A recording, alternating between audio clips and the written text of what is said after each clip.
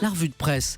Et on a d'abord du vieux et du neuf ce matin en une du Parisien aujourd'hui en France. Alors du neuf, c'est une nouvelle formule pour le journal, maquette plus aérée. Je suis sûr que Yves, vous avez déjà jeté un œil au Parisien, des articles plus faciles à lire, à l'exception de la une que j'ai trouvé un petit peu chargée. Puis je me demande, n'est-ce qu'une impression que le corps de caractère des articles est un tout petit peu plus petit et que certains lecteurs pourraient avoir des difficultés de lecture. Ça c'est pour le neuf. Pour le vieux, eh bien, c'est le couple Hollande-Royal qui fait la une ce matin.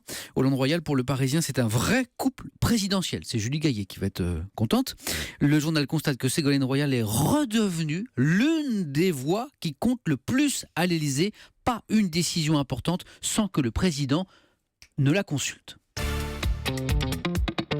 Le visage d'une autre femme de gauche est à la une de Libération, c'est celui de Christiane Taubira. L'ancienne garde des Sceaux sort d'un long silence depuis sa démission du gouvernement. Que dit-elle ? Eh bien que la gauche va dans le mur en raison de ses divisions et ambitions personnelles et que ce qu'on a vu ce week-end à la fête de l'UMA et chez les frondeurs du PS ne lui donne pas tort. D'ailleurs Yves, vous allez nous en parler. Je vais vous en parler parce que j'ai toujours pensé qu'elle aurait un rôle à jouer à venir. Eh bien justement, Christiane Taubira appelle donc que les maisons de la gauche, comme elle le dit, se rassemblent leurs forces. Elle annonce qu'elle va s'engager fortement dans la campagne. Comment ? Aux côtés de qui ? De François Hollande ? Je ne sais pas encore. Peut-être d'elle-même. Exactement, déclare-t-elle. Rappelons que Taubira avait été candidate en 2002 et que Lionel Jospin l'avait rendue responsable à l'époque de son élimination au premier tour.